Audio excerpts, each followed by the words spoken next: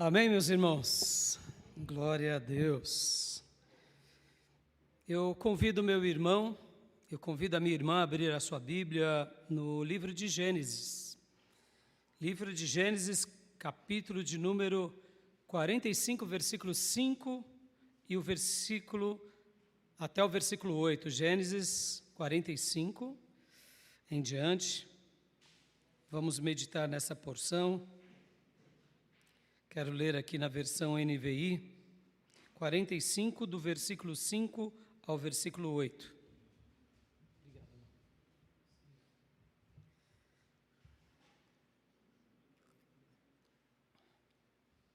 Domingo passado eu falei sobre que nós temos um tesouro, um grande tesouro nas nossas bagagens. Você tem um tesouro? José ensina isso. Seu maior tesouro era Deus. E depois, a sua família. A Deus ele amava demais.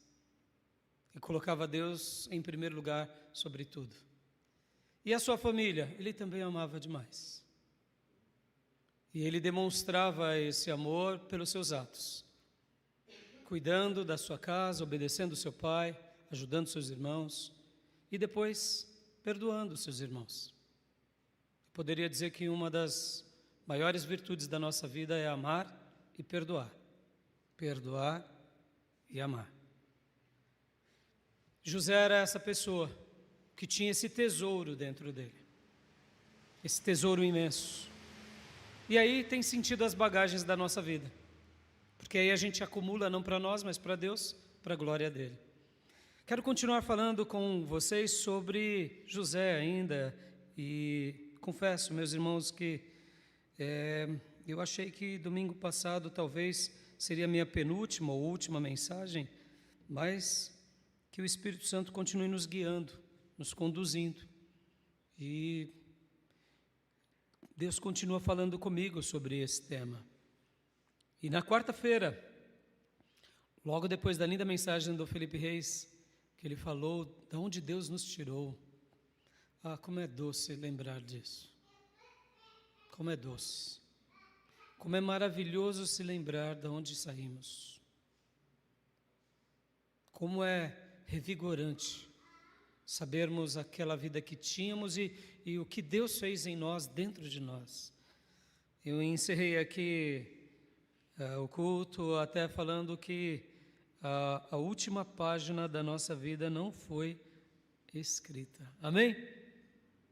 E confesso que essas palavras não saíram da minha mente, do meu coração. E na sexta-feira eu entendi o porquê eu tinha dito aquilo. Porque hoje eu quero falar com vocês sobre o título, o último capítulo da nossa vida ainda não foi escrito. Amém, meus irmãos? O último capítulo ainda não foi escrito. O último capítulo ainda não foi escrito. As últimas páginas não foram escritas. E quero mais uma vez pegar emprestado aqui José e pegarei também Jacó e os 10 irmãos nessa reflexão dessa manhã. Então vamos ler Gênesis 45, do 5 ao 8. Porque aqui é aquele episódio bem contundente em que José se revela aos seus irmãos. José se revela. Seus irmãos foram comprar comida a segunda vez no Egito. Agora Judá diz para Jacó: só voltaremos, pai, se o Senhor nos liberar Benjamim. Jacó libera Benjamim. Jacó diz, tanto para Judá quanto para os demais irmãos: já perdi José, Simeão está preso, se perder Benjamim, perderei. E ali eles partem e vão até o Egito, e quando chegam no Egito, o encarregado de José os recebe e diz: vocês estarão indo agora para a casa de José, vocês irão almoçar com ele. E quando eles chegam na casa de José, eles já adiantam dizendo: olha, quando regressamos da primeira vez, encontramos os nossos tesouros nas nossas bagagens e queremos aqui te devolver. E trouxemos mais dinheiro para comprar mais. E ali o encarregado, o administrador de José disse: não, não se preocupem. Eu sabia que vocês tinham trazido dinheiro, mas foi o seu Deus, o Deus dos vossos pais, que colocou um tesouro nas vossas bagagens. Fiquem tranquilos, vamos comer. E José chega então e come com todos eles. Benjamim come muito mais, porque a porção de Benjamim era maior, e a ordem em que eles se assentavam era do mais novo ao mais velho. Ficaram surpresos. Comem, bebem, se alegram, tem uma recepção maravilhosa, e José então cria a última estratégia para despertar neles arrependimento, para despertar neles, quem sabe, um sentimento bom, e pede para que o administrador coloque a taça de José, que era uma taça que os egípcios diziam que José interpretava o futuro, adivinhava o futuro. Eles atribuíam isso porque eles eram místicos. José não era assim. José tinha a revelação de Deus. E então José diz: coloquem essa taça na bagagem de Benjamim. E deu toda a instrução ao administrador. No dia seguinte, pela manhã, eles vão embora. E de repente o administrador vai atrás deles e diz: como vocês fizeram isso? Roubaram a taça do meu senhor? E ali Judá e os seus irmãos disseram: longe disso, longe disso. Como poderíamos fazer isso depois de ter sido tão bem tratado? Se essa taça foi encontrada na bagagem de alguém, pode matá-lo. E nós, os demais irmãos, seremos escravos de vocês. E o administrador, já sabendo de tudo, disse: gostei do plano. Só que não vou matar ninguém, só vamos escravizar aquela pessoa pela qual, de fato, a gente encontrar a taça. E como ele já sabia, porque foi ele mesmo que tinha colocado, ele começa então do mais velho ao mais novo, e descobrem que a taça estava na bagagem de Benjamim. E ali eles rasgam as roupas e se desesperam, e agora voltam para a casa de José. José ainda estava lá na casa dele. E ali eles se lançam aos pés de José, e Judá começa a implorar: ó José, porque José diz para eles: como que vocês fizeram isso? Como vocês fizeram isso? Ó Deus testando mais uma vez, por meio de tudo que aconteceu, os 10 irmãos. Como vocês fizeram isso? E aí Judá diz: olha, não temos nem o que dizer. Agora Judá não diz: mata aquele pelo qual foi achado a taça, mas Judá diz: todos nós seremos teus escravos. E aí José disse: não, longe de mim querer fazer tal coisa. Basta um de vocês, que foi aquele pelo qual a taça foi encontrada, que é Benjamim, ficar aqui comigo. Todos os demais podem voltar livres. Não vou querer nada além disso. E aí Judá então se rasga diante de José, dizendo: não, meu Senhor, meu pai ainda vive. Não podemos fazer isso. Não podemos, de forma alguma. Eu me comprometi levá-lo de volta, eu me comprometi trazê-lo, e como que eu faria isso mal ao meu pai? Meu pai morreria, ele iria para a sepultura com os seus cabelos brancos agora repleto de tristeza. Não, eu fico no lugar. Era isso que José queria ouvir: eu fico no lugar. E todos os demais irmãos concordando: nós ficamos no lugar, mas liberta o menino. Ou seja, no passado os 10 venderam José. Agora no presente, esses 10, inclusive Judá, assumem o ônus, dizendo: eu me coloco no lugar. Erramos no passado, mas nós não queremos errar mais no presente. Aleluia. Posso ouvir glórias a Deus, meus irmãos? É assim que José não aguenta mais. E aí José se rasga e se revela para todos eles. E agora José diz essas palavras para eles. E eu quero, a partir desse texto, refletir com vocês. Versículos 5 ao 8, de Gênesis 45. Agora não se aflijam nem se recriminem por terem me vendido para cá, pois foi para salvar vidas que Deus me enviou diante de vocês. Já houve 2 anos de fome na terra, e nos próximos 5 anos não haverá cultivo nem colheita, mas Deus enviou à frente de vocês para lhes preservar um remanescente nesta terra, para salvar-lhes a vida, com um grande livramento. Assim, não foram vocês que me mandaram para cá, mas sim o próprio Deus. Ele me tornou ministro de Faraó e me fez administrador de todo o palácio e governador de todo o Egito. Aleluias! E aí, José então se revela, e eu imagino que eles ainda estavam ajoelhados ali. E aí José diz, venham para cá. E aí José abraça, os beijos, começando por Benjamim, e eles ficam emudecidos. E José diz, vão, busquem meu pai, levem carruagens, tragam toda a família, porque eu vou cuidar de todos vocês. E aí, dá a última instrução, não briguem pelo caminho. E aí eles regressam. E quando eles regressam agora, contam tudo para Jacó. José, papai, José ainda vive. O coração de Jacó quase para. Ele já era um ancião. Ele estava com não me recordo agora exatamente a idade, mas ele estava acima dos 100 anos. Quase parou o coração dele. E aí ele ouve tudo que os seus irmãos tinham dito para eles. Ouvem tudo. Fica sabendo de todos os detalhes, ele diz, basta, não quero mais saber. Inclusive, deixa eu dizer uma coisa aqui para vocês, meus irmãos. Muitas vezes, assim, nas minhas mensagens eu tenho contado histórias que eu deduzo, tá bom? Então, na última mensagem, inclusive, eu disse que possivelmente Jacó orou por eles, Jacó pôs as mãos e expulsou os demônios, e são acréscimos nossos, tá, irmãos? Então, pense, me permita colocar aqui alguns pensamentos meus. Então, em muitos momentos eu costumo dizer, olha, eu penso assim, eu penso assado, deduzo ter acontecido isso. Em alguns momentos a gente acaba no calor da oratória não falando isso, mas o que importa para nós é o texto, tá bom? É o texto.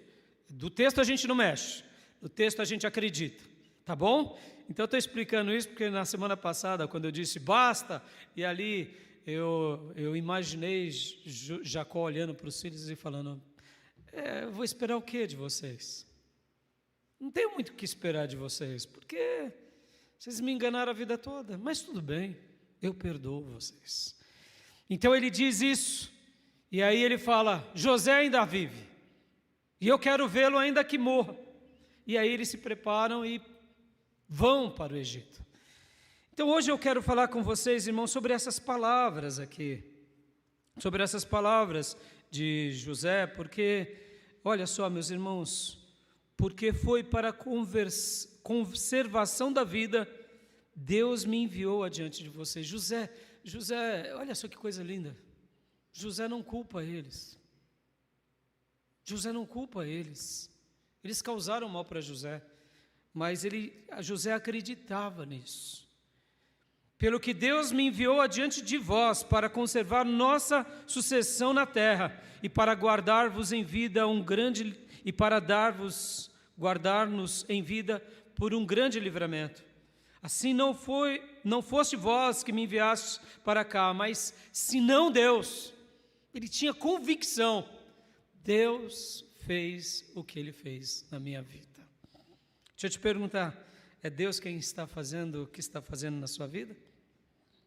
Sim ou não?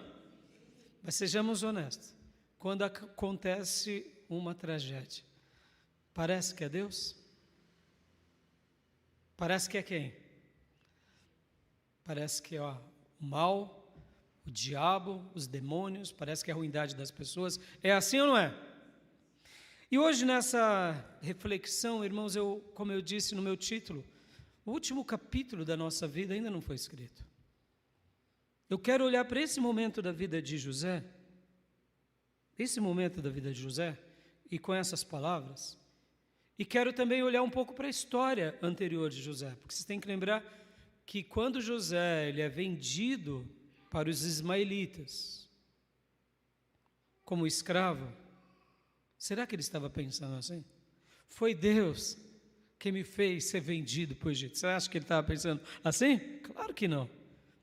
Possivelmente, José estava furioso, revoltado, triste, magoado, porque isso faz parte da nossa humanidade quando a gente não compreende as coisas. Não é assim? Porque, irmão, não pense comigo, não pense você que José estava lá sendo vendido pelos irmãos, ou pelo menos quando jogaram ele na cisterna, no poço, ele, glória a Deus, aleluia. Glória a Deus, aleluia. Judá, aleluia, viu, seu endemoniado? Não pense vocês que ele fez isso. Não, ele deve ter gritado, irmãos, vocês estão fazendo comigo, irmãos. Irmãos, o que você está fazendo comigo? Não, é brincadeira, né, irmãos? É brincadeira. Já fiz alguma coisa de ruim para vocês? Bati na mãe de vocês? Roubei a comida de vocês? Enganei vocês? Comprei a primogenitura de você, Rubem? Não. Enganei o papai? Enganei alguém? Pensem, irmãos, deve ter sido horroroso o momento da cisterna em que José estava ali naquele poço, ouvindo seus irmãos dizendo, vão matá-lo, vão matar. Não é possível, não é possível. Será que eu vou morrer? E aí ele pensa, eu imagino, aí eu deduzo, tá, irmãos? Olha, percebam, irmãos, vamos mergulhar nas linhas bíblicas. Eu quero, inclusive, ensinar uma coisa aqui para vocês, que eu até anotei, que é muito interessante. Muitas vezes na nossa vida, irmãos, quando a Bíblia revela algo, guarde isso, quando a Bíblia revela algo, tem vezes que ela também está revelando nas entrelinhas. Sim, tem ensinos de Deus que são diretos, escancarados, mas tem ensinos de Deus que são deixados nas entrelinhas. Hoje, quando a gente for trabalhar aqui sobre José, a gente vai aprender nas entrelinhas. E eu quero te ensinar algo. Para a gente entender as entrelinhas sagradas, a gente tem que mergulhar no texto e muito profundo, em oração, em comunhão com o Espírito Santo, e aí com certeza a gente entende. Por que eu estou falando isso? Porque quando a gente faz a leitura do texto de Gênesis 45, é claro que ele diz para os seus irmãos, não foi vocês que me trouxeram para cá, foi Deus, para preservar vocês, e nós, porque somos povo escolhido de Deus, acréscimos meu, nosso pai, nossos antepassados foram separados por uma obra na terra, então Deus me trouxe na frente, não foi vocês. A gente poderia fazer uma leitura aqui que ele estava sendo um bonachão, ele estava sendo um romântico, ele estava querendo passar um pano, como dizemos. Não, meus irmãos, ele não estava dizendo isso. Ele era muito crente. José era muito crente. Desde quando ele nasceu, cresceu e viveu, ele era piedoso. Agora, o borrão do quadro da vida dele fez sentido. Tem vezes que Deus está pintando, guarde isso, meus irmãos, Deus está pintando um quadro na nossa vida. Ele está fazendo uma obra-prima. E você é essa obra-prima de Deus. Eu sou essa obra-prima de Deus. A igreja na terra é essa obra-prima de Deus. E quando Deus está pintando, parece que é uma sujeira. Num primeiro momento, Deus está mandando essa tinta preta, borrada, cheia de caroço, como foi no caso de José, quando ele foi e caiu na cisterna. Do menino predileto do papai, agora virar escravo no Egito. Isso não faz nexo. Faz nexo? Não faz nexo. Mas para Deus faz nexo? Faz nexo. Então o que eu quero dizer? Que as palavras dele no final, quando ele se revela aos irmãos, ele já tinha compreendido. Quando ele compreendeu quando Faraó o faz governador do Egito. Aí ele compreendeu, ele falou, agora eu entendi tudo. Agora ficou fácil. Agora deu para entender porque eu passei pelo que passei. Guarde isso, meus irmãos. Então, perceba, só que as palavras dele, que ele disse em Gênesis 45, no momento que se revela aos seus irmãos, ou quando Deus o colocou sobre o governo do Egito, ele vivia indiretamente essas palavras em cada tribulação da sua vida. Por quê? Porque mesmo que ele não entendesse nada, ele não abandonou a sua fé, ele não abandonou o seu Deus, e ele continuou adorando a Deus em meio ao caos. Aleluias! E por que eu afirmo isso, e eu vejo isso nas entrelinhas? Porque se caso José, de fato, tivesse tido uma fraqueza na fé, a Bíblia registraria, ou não? Claro! Abraão mente, Deus registra. Pedro anda sobre as águas e fraqueja por causa do vento e das ondas e afunda, e está na Bíblia. Deus não fica dourando a pílula para nós. A gente que gosta de fazer bonito para nós ou para os nossos. Deus não. Davi chuta o pau da barraca com Betseba, com Urias, e mente, engana, e está lá na Bíblia. José, irmãos, ele deve ter chorado, gritado que ele era ser humano. Ou seja, chore, seja um ser humano quando a dor te atingir, berre, mas jamais abandone a sua fé em nome de Jesus. Por que eu acredito nas entrelinhas? Nas entrelinhas aqui, José estava dizendo lá no meio da cisterna: papai, não Jacó, papai, o Eterno, não sei porque meus irmãos estão fazendo isso, mas uma coisa eu sei: eu me entrego nas tuas mãos, vivo ou morto. Posso ouvir glórias a Deus? E ali ele pensou: não, Judá está falando que a gente vai ser vendido, mas é brincadeira. Não deve ser verdade não. Não, eles estão brincando, está vindo uma caravana de ismaelitas. Não. E de repente ele ouve o trote dos cavalos, o som das carroças, e fala: não é brincadeira não, vou ser vendido. E os irmãos agora jogam uma corda, e ele sai, e os irmãos falam: agora você vai ser vendido. Oh, meus irmãos, imagina essa peregrinação de José, de livre, agora ser acorrentado, ser engaiolado, e ser levado como um bicho até o Egito.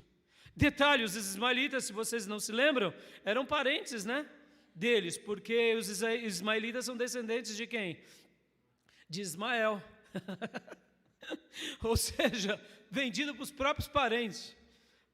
Mas não importa. E agora os irmãos dando risada com as moedinhas aqui. Tchau, predileto do papai. Olha aí, sonhador, você não sonhou que a gente ia se dobrar diante de vocês, e a papai e a mamãe? Tchau. E eu imagino que ele olhava aquela cena e falava: não acredito. Mas o que eu acredito, que ali no poço, ali, depois indo embora numa caravana de ismaelita, ele dizia: Senhor, eu estou nas tuas mãos, aleluia.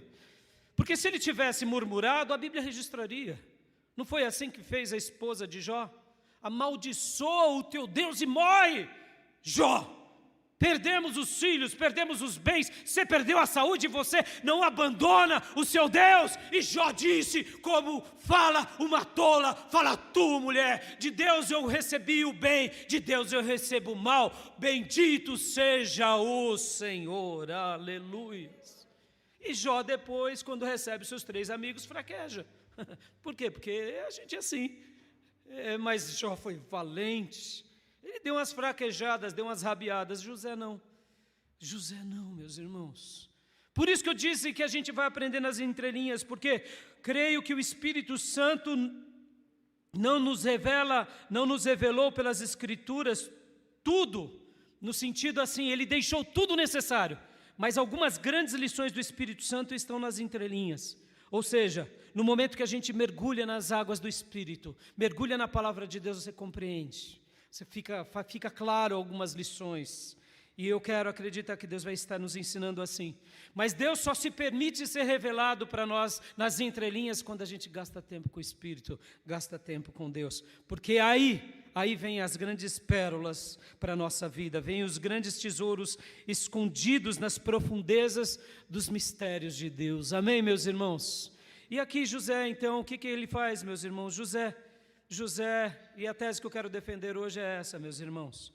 José era um homem que vivia debaixo da providência, sabia utilizar as ferramentas e sabia entender o propósito sagrado de Deus na sua vida. Por que eu falo isso? Porque quando o desprezo e o sofrimento que ele não passa sozinho. ele passa ao lado de Deus. E o desprezo e o sofrimento com Deus, ou ao lado de Deus, se transforma na nossa vida em providência. Aleluias! Está sofrendo? Está sendo desprezado? Saiba de uma coisa, Deus está te ensinando a viver debaixo da providência do Eterno. As dificuldades, pastor, e as dificuldades? Porque todos nós teremos dificuldades. No caso de José, as dificuldades foram maiores ainda. Até os seus primeiros 17 anos de vida, não. Ele era o queridinho do papai. Mas depois, meus irmãos, só foi chumbo grosso. Admitamos. Só chumbo grosso. Você já foi vendido por alguém? Você já foi traído dessa forma? Só foi chumbo grosso. Só chumbo grosso. Vai para o Egito, agora como escravo. Então, as dificuldades, quando nós passamos as dificuldades, mas nós nos agarramos em Deus, essas dificuldades se transformam na nossa vida em ferramentas. Ferramentas. Porque mais cedo ou mais tarde a gente vai precisar fazer algo novo, e aí você já terá ferramentas. E as solidões e os abandonos? Porque ele viveu agora, meus irmãos, durante os próximos 17 anos da sua vida, solitário. Nenhuma escravazinha ele teve para consolá-lo, né, na casa de Potifar ou lá na masmorra. Não tinha, né? Nem casou, pode ver, ele vai casar depois que ele vira governador. Ou seja, o bichinho sofreu, né? Como dizemos, o pão que o diabo amassou, bem amassado inclusive, né? O diabo e os irmãos, né? Mas notem, prestem bastante atenção, as solidões e os abandonos, quando estamos vivendo a nossa solidão das pessoas e o abandono das pessoas, mas nós nos unimos a Deus, essas solidões e esses abandonos se tornam em propósitos sagrados, onde aprendemos não com o outro, mas aprendemos com Deus e na vida. Providência, ferramentas e propósito. E a gente vai ver que quando a gente é fiel a Deus, a gente desfruta de algo incomparável, porque Jacó, de uma certa medida, desfrutou dessas bênçãos, e José também. Agora os 10 irmãos não, os 10 irmãos era só roça para eles. Por quê? Porque eles escolheram outro caminho que não foi o caminho dos seus antepassados, eles escolheram viver em pecado. Então, meus irmãos, falando um pouco ainda aqui sobre José, e pensando um pouco nessa situação, como eu disse para vocês há pouco, ora, ele estava dizendo algo simplesmente de forma romântica e poética para eles? Não, ele não estava dizendo isso, ele estava dizendo o seguinte, olha, foi Deus que me trouxe para cá. Agora o quadro da minha vida ficou claro, quando eu poderia parafrasear, quando eu me torno governador do Egito. Ficou claro, porque é impossível um hebreu se tornar o governador do maior império daqueles dias. Foi Deus que me trouxe para cá. Por isso que eu falei que nós estaremos falando sobre providência, ferramentas e estaremos falando também sobre propósito. E por que eu quero falar tudo isso aqui para vocês, meus irmãos? Porque muitas vezes, no momento em que a gente está passando por um momento bom, a gente diz, não, foi Deus. Agora eu entendi. Mas no momento ruim, a gente acha que é o diabo, é o outro, é a carne, não é assim? E eu quero hoje refletir sobre isso. Porque eu quero que você olhe para José com muita propriedade. Que até os momentos ruins da sua vida, os momentos de desprezo, de abandono, de sofrimento, de descaso, ou mesmo de ruindade dos outros, ou quem sabe até quando o diabo, de uma forma ou de outra, te atinge, porque, sejamos honestos, meus irmãos, eu quero acreditar que Deus teria um outro propósito para José. Deus iria levá-lo para o Egito de uma outra forma, mas já que os irmãos deles foram tão malignos, Deus permitiu, mas Deus guardou o filho, ou seja, quando pessoas são levantadas ou são usadas pelo diabo, em alguns momentos Deus até permite. Sabe o plano B? Deus cria para nós um plano A. Mas muitas vezes, pela dureza dos nossos corações, a gente escolhe o B. E Deus está no controle de tudo. E quem escolheu o B, que no caso o B seria uma escolha em pecado, Deus vai tratar com quem escolheu errado, porque Deus tratou com os 10 irmãos. Podem ver, meus irmãos, ao olharmos para os 10 irmãos de José, eles se tornam depois as 10 tribos de Israel. Ou seja, Deus estava também trabalhando na vida deles. Lembram das mensagens de Jacó? Jacó vivia uma vida errada. E somente lá no Vale do Jaboque ele se converte. Deus estava tendo paciência com Jacó. Agora, Deus estava tendo paciência com esses 10 irmãos de José. Deus tem paciência com você, meu irmão. Mas aqui aprenda uma coisa, você como filho de Deus, escolha sempre o que é certo e nunca o que é errado. Antes de eu falar um pouco mais aqui sobre José, deixa eu falar uma coisa que é muito importante para todos nós, que eu até registrei aqui para vocês. Tomem cuidado,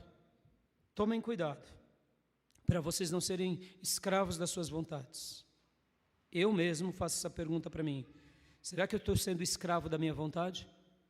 Se eu me tornar escravo da minha vontade, eu posso me tornar o demônio de mim mesmo. Nós não devemos se tornar escravo da nossa vontade, mas escravos do dever. Deixa eu até melhorar a palavra dever, porque a palavra dever fica muito pesada, né? Ainda mais nos nossos dias. Seja escravo da disciplina, ou seja, das virtudes. Como assim, pastor? Faça o que é certo, não o que você gosta. Porque o que nós gostamos pode nos escravizar.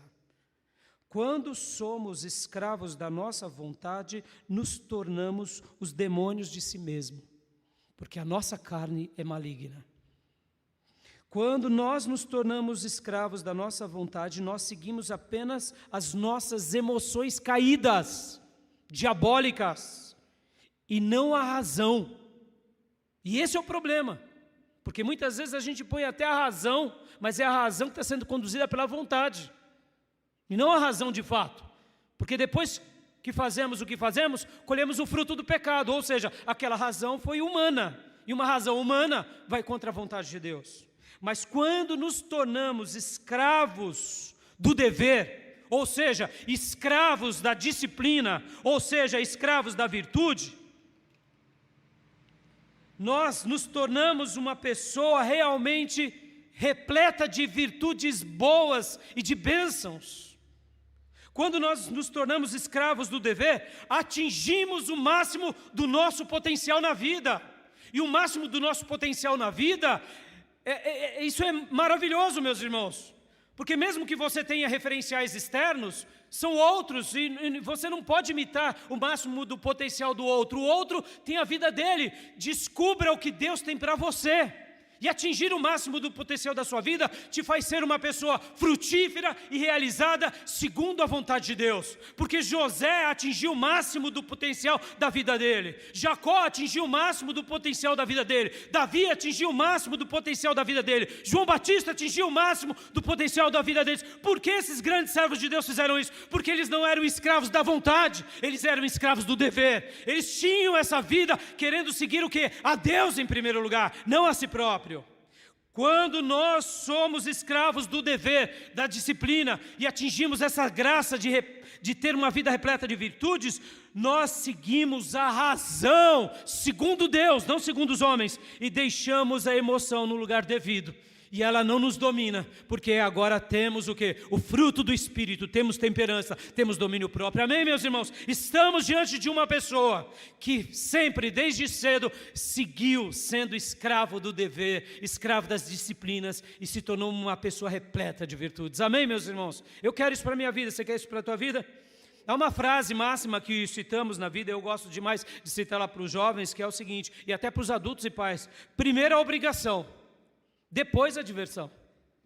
É assim na vida, meus irmãos. Assim a gente atinge o máximo do nosso potencial. Primeiro a obrigação, primeiro o dever, primeira a virtude, primeira a disciplina, depois as demais coisas. Aí quando você vai ver, se começa a ter uma vida de alta produtividade e de cuidado.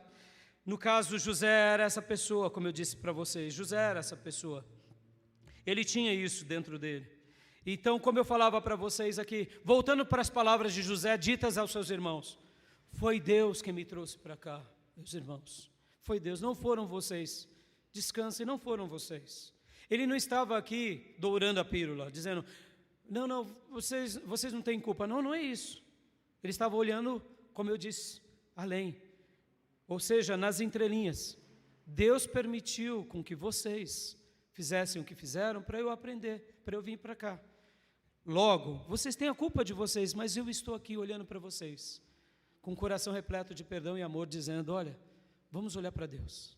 Sabe, o eterno que vocês nunca olharam? Pois é, eu quero ensinar vocês. Porque durante a minha vida, eu poderia dizer, em que eu sofri, eu também não compreendi, mas agora eu compreendo. Aliás, eu compreendi já há 9 anos atrás, porque quando ele se revela aos seus irmãos aqui, ele está com 39 anos de idade, porque aos 30 anos de idade ele foi colocado como governador do Egito, passaram-se os 7 anos de fartura, agora estavam nos 2 anos de escassez.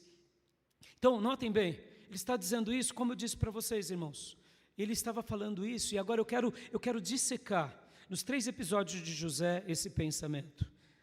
Porque na primeira vez em que ele passa por isso, que é a ocasião em que ele é vendido para os seus irmãos, ele se agarra em Deus. Ele se agarra em Deus. Pastor, por que o senhor afirma isso? Porque em nenhum momento ele nega a Deus. Deixa eu te perguntar, nas dificuldades da sua vida você tem se agarrado a Deus? Ou você tem se emburrecido com Deus? Senhor, o senhor não faz o que eu quero, então eu vou deixar de te servir.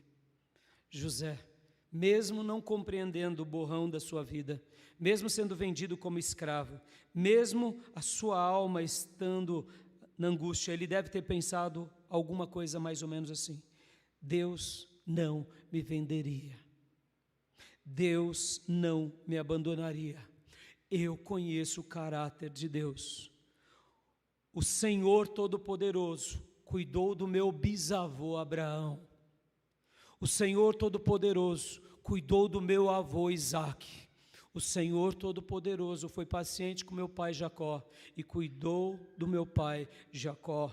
O Senhor vai cuidar de mim aqui na cisterna, nessa gaiola de ismaelitas, e agora sendo leiloado como escravo lá no Egito e sendo comprado na casa de Potifar. Eu acredito que na mente de José ele dizia assim: Senhor, eu não estou entendendo nada, mas uma coisa eu sei, eu não fiz nada de errado para estar aqui, eu não cometi nenhum delito, eu não chutei o pau da barraca, eu não pisei na jaca, eu não rolei com os porcos, eu não neguei a fé. Senhor, eu não estou entendendo nada, uma coisa eu sei, eu estou sofrendo porque eu fui fiel. Eu fui fiel a Ti de contar a minha visão aos meus irmãos, eles me odiaram. Meu pai pediu para eu ajudar os meus irmãos, porque eles eram inconsequentes e eles me venderam. Senhor, eu não fiz nada de errado. Presta bastante atenção, meus irmãos. Nesse primeiro momento de José, possivelmente ele estaria dizendo isso: eu não fiz nada de errado, eu não tenho nada que me acuse, nada que me julgue. Porque, meus irmãos, o que eu vejo em José? Eu vejo essa fé abundante nele, eu vejo esse temor que ele tinha por Deus. E guarde essa frase também: José fazia o seu melhor como se tudo dependesse dele. Ou seja, ele fez o melhor dele, ele estava sofrendo. Ele fez o melhor dele, ele foi abandonado. Ele fez o melhor dele, ele foi desprezado. Ele fez o melhor dele e veio dificuldades e mais dificuldades. Ele fez o melhor dele e ele se tornou uma pessoa que viveu em solidão e abandonos. Ora, tem sentido fazer o melhor e viver todas essas desgraças? Sejamos honestos e me permita usar essa palavra desgraça, porque o que é a desgraça? É não ter a graça. Nesse momento ele não via como graça, ele via como uma desgraça, mas ele não deixava de fazer o que era correto. Posso ouvir glórias a Deus, meus irmãos? Então o que eu entendo? Que no momento do caos, ele estava dizendo assim: tá bom, Deus, eu não consigo viver longe de Ti, porque para onde eu irei se só Tu tens palavras de vida eterna? E ele continuava, e aí ele foi vendido para Potifar, e ali Deus foi mostrando: eu estou com você, José, eu estou com você, e o prospera na casa de Potifar. Eu acho que ele deve ter pensado assim: de certa medida, um dia meu papai cuidou de mim e me honrou. De certa medida, Potifar também agora está cuidando de mim, está me honrando. Até que vem a segunda prova. Percebam que nesse primeiro momento de José, nessa primeira dificuldade, que é a dificuldade em que ele foi vendido, que ele foi traído, que ele foi lançado longe, o que José fez? Ele se agarrou na providência divina. O que é a providência, irmãos? Deus vai cuidar de mim. Deus vai cuidar da minha vida. O meu futuro não é meu, a minha vida não é minha, tudo que eu tenho e sou é de Deus. Logo, eu vou continuar seguindo a Deus. a desgraça, o abandono, a tristeza, o sofrimento, a traição, tudo veio contra mim, mas eu vou continuar sendo filho de Deus, vou continuar temendo a Deus, não buscarei outro Deus, porque longe de Deus não há salvação. Aleluias! A providência, Ele cria. Sejamos honestos, meus irmãos. Na dor, no leito, na enfermidade, no caos, no abandono, no desemprego, na falta de dinheiro, a gente vê providência. Então hoje, em nome do Senhor, receba a providência de Deus na sua vida. Porque são nessas coisas incompreensíveis, são nesses borrões que há uma grande providência. E aí vem o segundo episódio, que também ele vê repleto de providência. Por quê? Porque agora José tinha certeza de que Deus estava com ele no meio do caos. Ele aprendeu na casa de Potifar. Ele viu Deus com ele. Porque até a Bíblia diz exageradamente, o Senhor era com José. E Potifar via que Deus era com José. Mas aí acontece a segunda situação. Porque eu deduzo assim, ele deve ter dito algo do tipo, eu tenho sido um filho obediente. Não fiz nada que desagrade a Deus. Meu pai tem tido orgulho de mim, logo não posso saber o porquê aconteceu essas coisas comigo, mas nada me acusa, nada me acusa. Eu estou aqui no Egito, meu pai está lá em Canaã, e eu sei de uma coisa, eu não fiz nada contra o meu pai, eu não fiz nada contra Deus, eu não fiz nada contra os meus irmãos, mas eu vou continuar me cercando da presença de Deus. E aí Deus prospera ele no Egito. E agora vem a sua segunda situação mais difícil, que foi quando a esposa de Potifar o vende. E aí eu te pergunto, ou melhor, a esposa de Potifar o trai. Eu te pergunto, ele soube lidar da primeira dificuldade ou não? Ele tirou de letra ou não? Tirou. Essa segunda dificuldade seria menor ou maior do que a primeira? Menor, né? Menor. Irmãos, ser traído pelo irmão é uma coisa, ser traído pela esposa do patrão é outra, concorda? Uma coisa é o seu sangue, uma coisa é o seu chefe. Tudo bem que agora ele estava num momento de glória, ele cuidava de toda a casa de Potifar, e Potifar era um figurão, ele era o general do Egito. Então foi grande a dificuldade? Foi. Mas vem cá, ele venceu a primeira etapa? Venceu. Ele desfrutou da providência de Deus na primeira etapa? Agora veio a segunda. E o que ele fez na segunda? Amém, Senhor. Eu creio na tua providência. Vem cá, meus irmãos, a vida tem te golpeado da mesma forma por pessoas diferentes? Tem? E aí, você está dando piti? Está dando piti? É? Piti não é coisa de crente, meus irmãos. Choro é coisa de crente, se lamentar é coisa de crente, lançar nossa vida diante de Deus com humilhação e a nossa boca no pó é coisa de crente. Dá piti não, rodar baiana muito menos. E aí? Como que nós temos sido? Porque ele aqui, ele mais uma vez, ele vai para o cárcere e nós não vemos nenhuma mácula. O texto sagrado, lembra que eu disse que a gente vai aprender nas entrelinhas? O texto sagrado não diz em nenhuma vez, do momento que ele foi vendido no Egito, até o momento em que ele é coroado como governador, que ele pisou na bola, que ele chutou a barraca. Não diz. Por quê? Porque ele não abandonou a sua fé.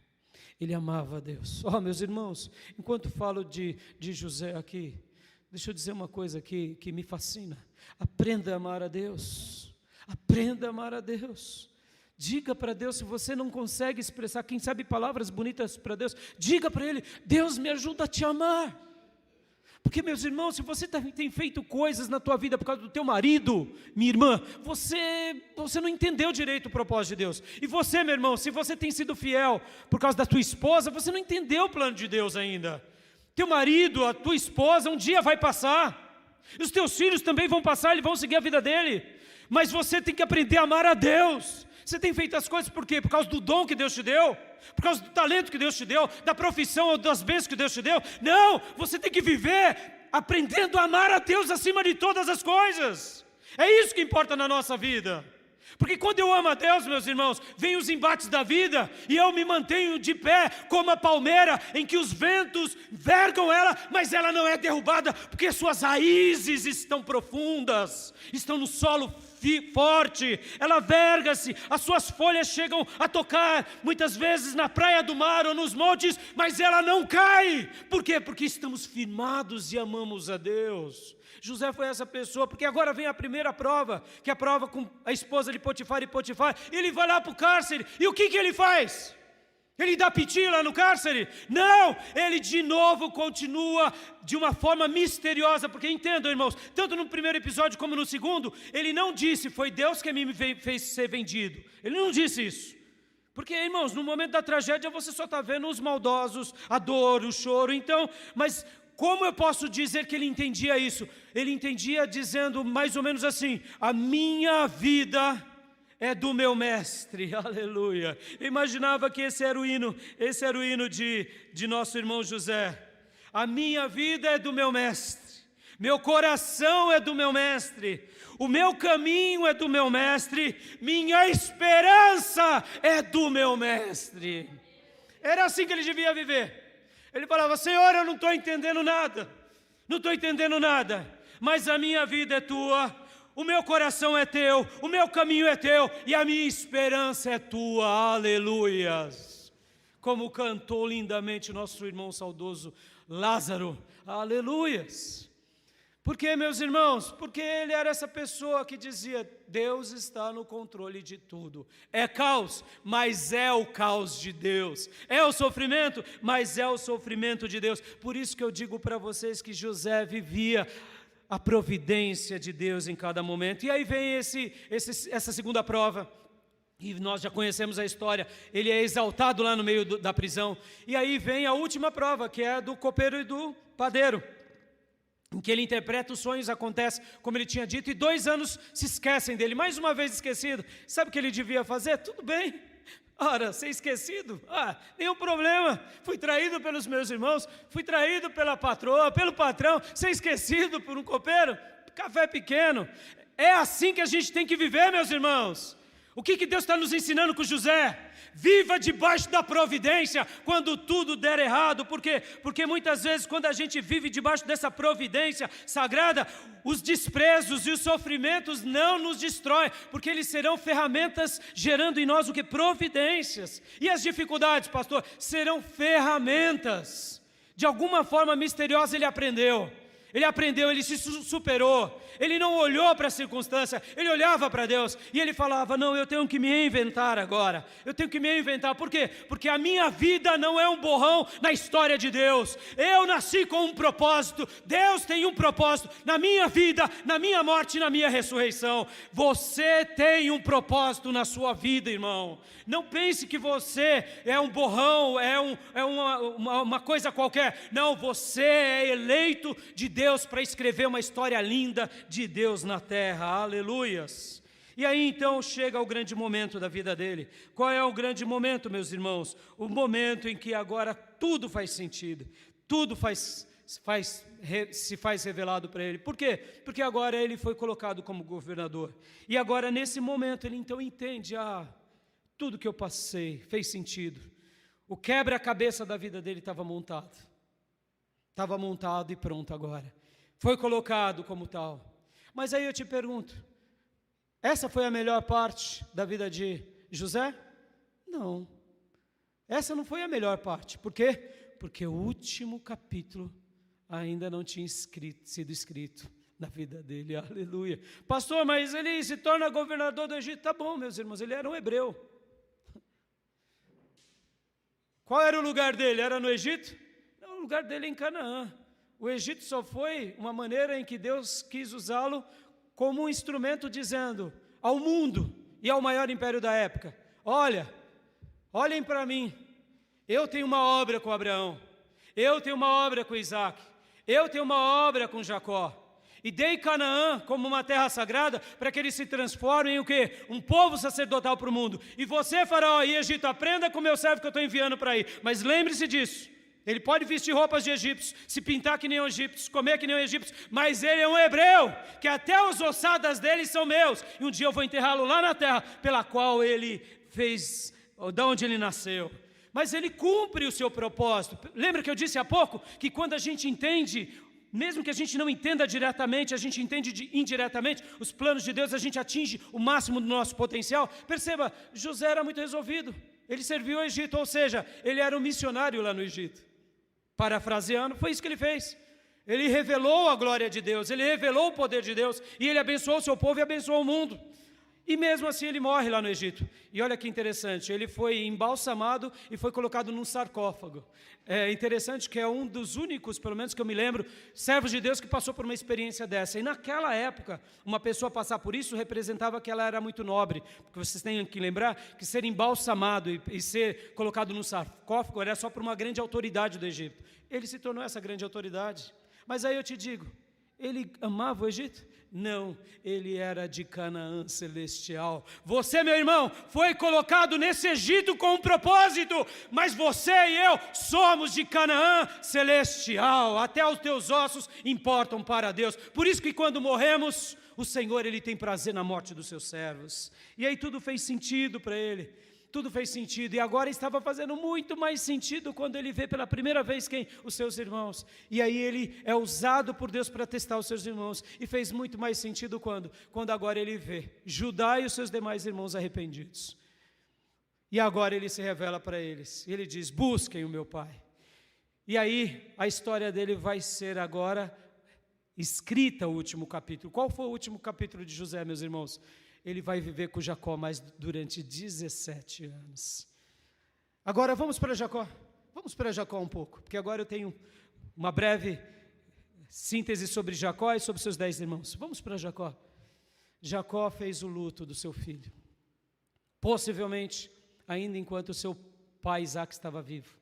Porque se você for ler a Bíblia, quando José é vendido por seus irmãos, pouco tempo depois o pai Isaac morre, pai de Jacó. Então, possivelmente, Jacó chorava nos braços do seu paizinho, já um ancião, em velha idade. Quem sabe já não mais com as faculdades mentais direita, eu não sei dizer, a Bíblia não diz. Mas a Bíblia só diz que quando José é vendido, pouco tempo depois, Jacó e o seu irmão Esaú vão enterrar o seu pai Isaac. E Jacó, meus irmãos, Jacó, lembra qual é o título da minha mensagem? O último capítulo ainda não está escrito. Eu te pergunto, nesse momento da vida de Jacó, ele era um servo fiel ou infiel? Nesse momento em que José foi vendido, ele era fiel? Ele já tinha passado pela experiência do Jaboque? Ele já era o Israel de Deus? Mas, pastor, como pode uma maldade tão grande ter acontecido com ele? Pode, irmãos, porque lembra que eu disse? O nosso último capítulo ainda não foi escrito. Vieram também desprezos e sofrimentos sobre Jacó. Como assim, pastor? Os seus próprios 10 filhos o traem, o desprezam. Mas o que Jacó fez, mesmo sem saber de toda a verdade? Jacó se agarrou em Deus, como tinha feito José. Jacó se agarra em Deus, chora, se lamenta. Porque lembra que eu disse que quando somos desprezados e quando passamos por sofrimento, mas nós nos agarramos com Deus, nós vivemos debaixo da providência. E aí eu te pergunto, e para Jacó?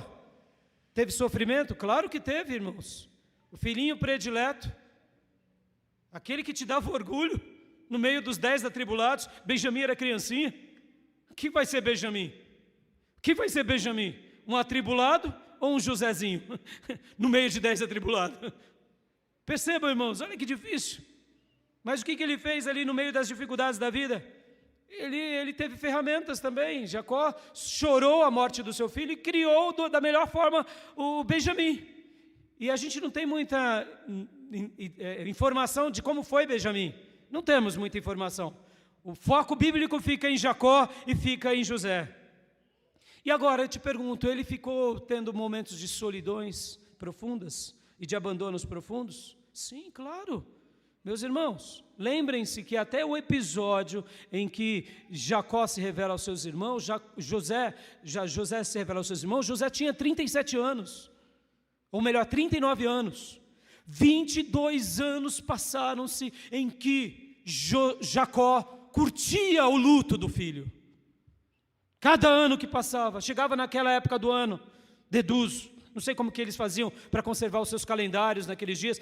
Eu deduzo ser mais ou menos pelas 4 estações do ano, sabe, meus irmãos? Que a gente esqueceu disso, primavera, verão, outono e inverno, né? Para nós isso é só mais uma palavra, né? Mas os antigos não, os antigos sabiam que eles estavam no verão, estavam na primavera, no outono ou no inverno. Então, em alguma dessas datas, aconteceu a tragédia da morte do filho, ou da pseudo-morte. E o que acontece? Chegava lá, logo naquelas datas, naqueles climas próximos, eu acredito que aquele ancião chorava todos os anos a morte do seu filho. E aí eu te pergunto, ele passou momentos de solidão? Sim. Mas era solidão sozinho? Não. Era com o Deus de Israel? Era. E o que acontece quando a gente realmente passa esses momentos agarrados em Deus?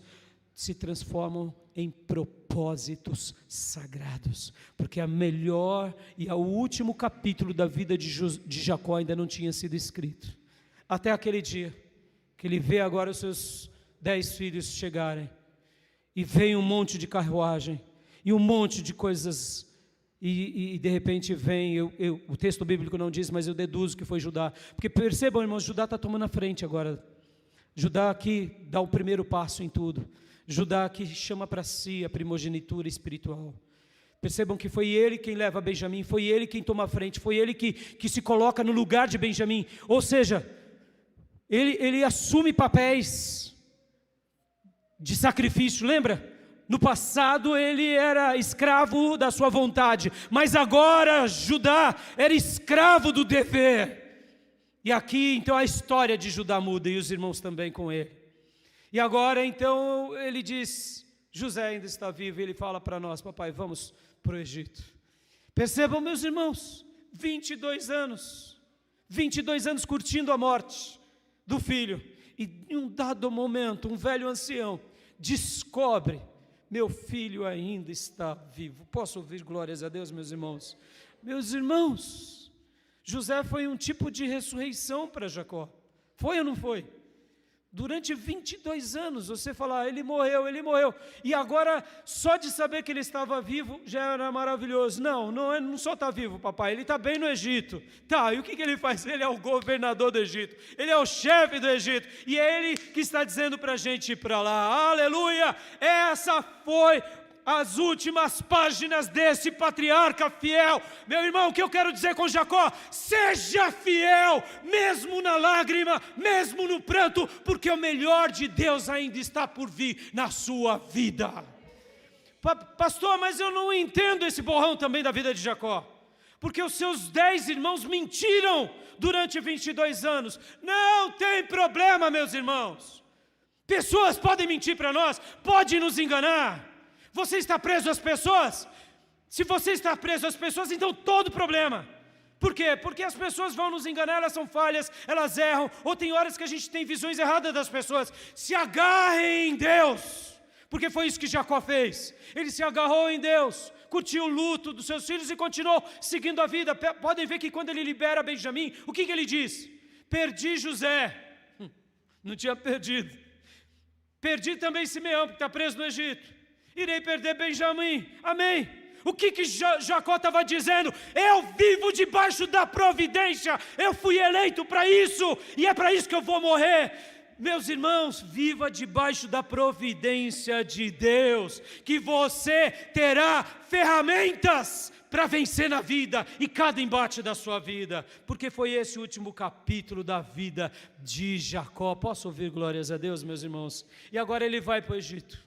Ele conhece Faraó, José destina ele para a terra de Gozém, e ali ele tem até um momento junto com Faraó, e Jacó abençoa Faraó, aleluia, o melhor da vida dele estava por vir, e agora ele estava amparado no Egito, porque Deus tinha dito, não tenha medo Jacó. Ele para em Berseba, faz um sacrifício a Deus, Deus se revela para ele durante a noite em visão, e ele diz, eis-me aqui Senhor, e o Senhor diz, pode ir Jacó, pode ir, não tenha medo, porque você José estará fechando os seus olhos, mas eu estarei abençoando você e todo o seu povo. Eu descerei com vocês para o Egito. Aleluias! O último capítulo da vida de Jacó, meus irmãos, foi escrito por Deus cuidadosamente. Seja fiel, que Deus do jeito dele vai te honrar. E agora, para encerrar, vamos falar dos 10 irmãos.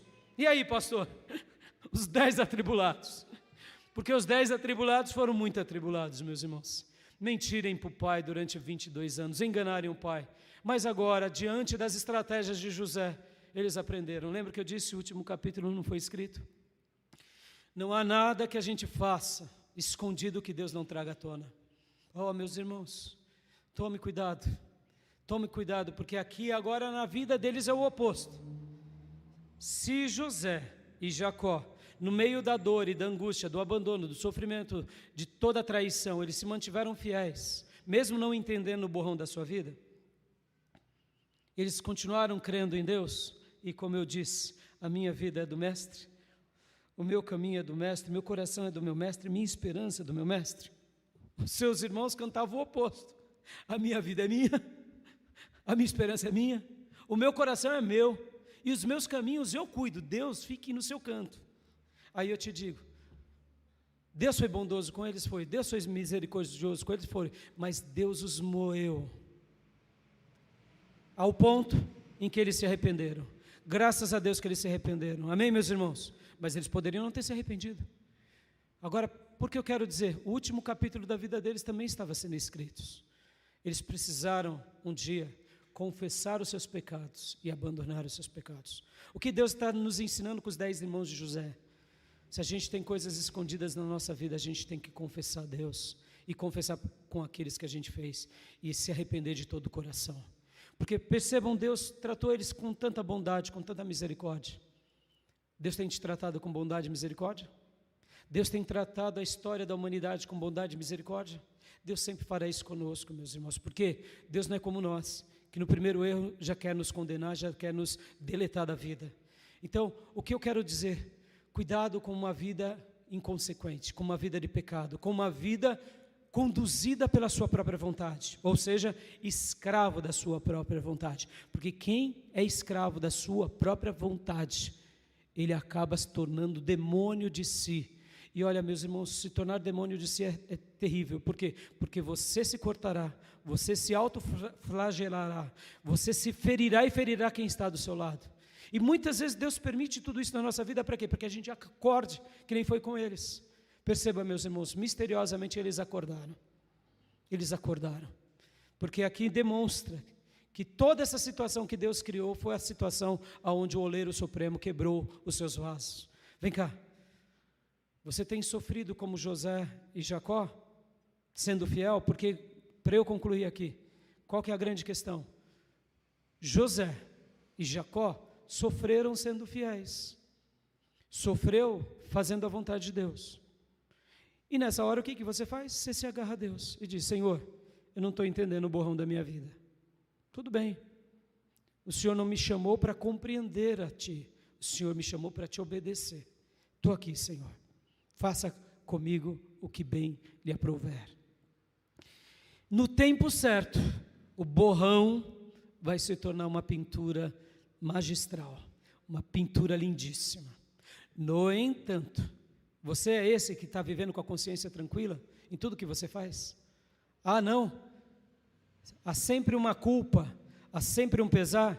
Então, olhe para os 10 irmãos de José, porque o último capítulo Deus está escrevendo, e muitas vezes Ele permite o sofrimento na sua vida, para quê? Para te mostrar que não vale a pena ficar longe de Deus. Cuidado, meu irmão, cuidado, minha irmã, porque muitas vezes na nossa vida, o que a gente está fazendo? A gente está tendo atitudes muito erradas, atitudes muito feias, atitudes muito vexatórias, como foram esses 10 irmãos. Esses 10 irmãos aqui, eles sofreram, não porque Deus estava tendo um propósito, eles sofreram porque eles fizeram a vontade da carne, fizeram a vontade do eu, eram escravos da sua própria vontade. E irmãos, eu fico imaginando esses 22 anos desses irmãos, sabendo que eles eram de uma linhagem especial, de antepassados notórios, eles vivendo uma vida de desgraçados. Eu imagino como a vida deles foi uma vida repleta de dor. Quando a gente vai para as histórias, vocês vão ver que Judá, ele, logo depois que ele vem de José, juntamente com seus irmãos, ele se enfia em coisas erradas. A gente vê que todos os irmãos de José não tinham brilho, não tinham essência. Ó, meu irmão, lembram do que o Senhor disse? Que o sal, quando ele não tem mais sabor, ele não presta para nada, a não ser lançado fora e ser pisado pelo mundo. É assim o crente, quando a gente perde o propósito, porque os 10 irmãos, a última página da vida deles, Deus estava escrevendo, e a última página, o último capítulo, agora Deus estava dando a última chance. Se arrependam, se arrependam, se arrependam. E Deus cria uma estratégia com José. E para mim, na minha opinião, quando Moisés escreve essa história, era porque José estava sendo guiado por Deus para testá-los. Meus irmãos, Deus está nos testando o tempo todo, a vida toda. Se você tem sofrido por causa do pecado, hoje lance-se diante de Deus, arrependa-se de todo o seu coração e volte-se para Deus, e o Senhor se voltará para você.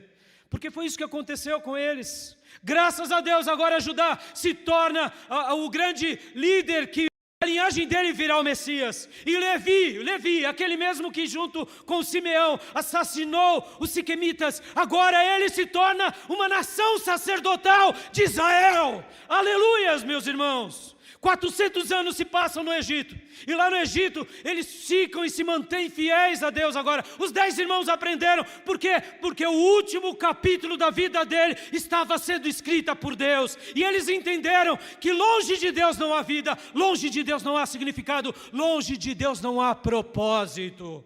Que Deus possa pegar as nossas vidas e nos ensinar a viver debaixo da providência, porque quando vivemos debaixo da providência, teremos ferramentas divinas para vencer nessa vida. E quando a gente tem essas ferramentas divinas e passamos por todos os testes, dando glória a Deus como Abraão fez, nós entenderemos que a nossa vida não é um borrão na história, mas nós estaremos vivendo debaixo de um propósito sagrado.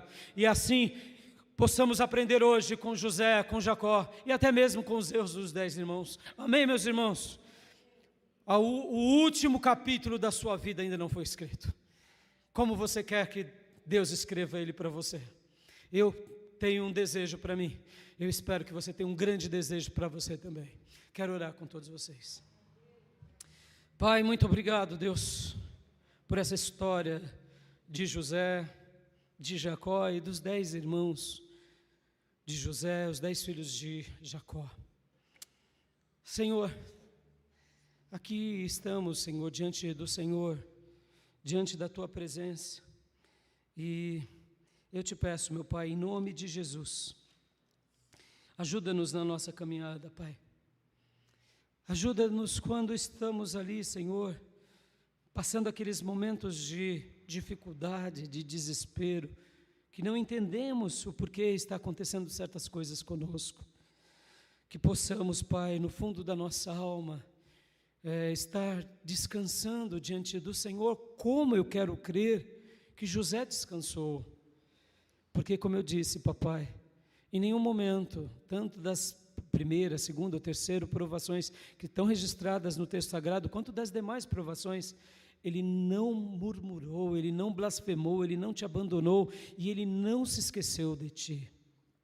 Pelo contrário, como eu parafrasei o hino do nosso irmão Lázaro, ele dedicava a sua vida a ti, ó Mestre. Ele dedicava o coração dele a ti, ó Mestre. Ele dedicava o caminho dele e a esperança dele a ti, ó Mestre. Em cada embate, em cada situação, e o Senhor, de uma forma linda e poderosa, o conduziu. E o Senhor preparou o reencontro dele com a sua família, que era o seu maior tesouro nessa terra, porque para José, o maior tesouro dele estava nos céus, assim como o maior tesouro de Jacó estava nos céus. Obrigado pelos últimos capítulos da vida de Jacó, que se tornou Israel. Ele foi fiel e foi presenteado e galardoado, ó Deus, lá no Egito. O patriarca amado morre no Egito, mas depois é sepultado de novo ao lado dos seus antepassados em Canaã. E ó Deus, obrigado por José, Pai, obrigado. E ó Deus, nos ajuda a vencer na vida, a vencer os embates, e onde temos pecado, nos perdoa, Pai. É assim que eu te peço, porque assim o Senhor teve paciência, misericórdia, compaixão dos 10 irmãos de José, assim tenha de nós também, papai, e ajuda-nos na caminhada, Pai. Eu te agradeço, meu Deus, por esse momento e por essas reflexões de José, e peço, papai, nos ajuda a cada dia mais e mais. Continue, Senhor, a segurar nas nossas mãos, papai, a segurar nas nossas mãos, papai, para que a gente possa, sim, Senhor, viver debaixo da tua providência, viver debaixo de tudo que o Senhor tem para nós. Nos dê, Senhor, as ferramentas para vencermos, Senhor, cada embate da vida, e que possamos entender os teus propósitos sagrados. Cumpre todos eles na nossa vida, papai. É assim que eu oro, é assim que eu te agradeço, é assim que eu peço. Ajuda os meus irmãos e irmãs, no nome santo e precioso de Jesus.